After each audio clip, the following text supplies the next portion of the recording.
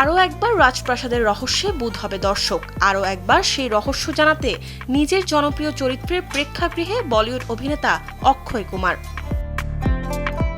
শুক্রবার অবশেষে দর্শক উপভোগ করবে হরর কমেডি মুভি ভূত বাংলা, যে ছবিটি পরিচালনা করেছেন প্রিয়দর্শন। ভুলভুলাইয়া সিনেমায় এই নির্মাতা ও অভিনেতা যে গল্পের দাগ কেটেছেন সিনেমা প্রেমীদের মনে, তেমন আবহেই এগিয়েছে ভূত বাংলা ছবির প্রেক্ষাপট, যেখানে অক্ষয় কুমার অভিনয় করেছেন কেন্দ্রীয় চরিত্রে। তিনিই তাড়াবেন ভূত।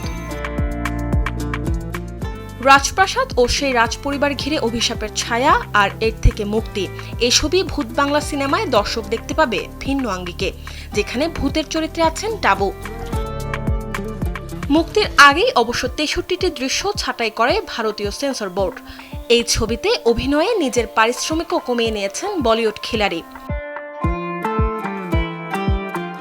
ভূত বাংলা সিনেমাটি দিয়ে ১৪ বছর পর আবারও একসাথে কাজ করেছেন প্রিয়দর্শন ও Akshay Kumar.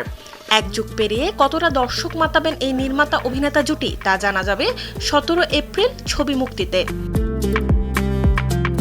Desk report, channel 24।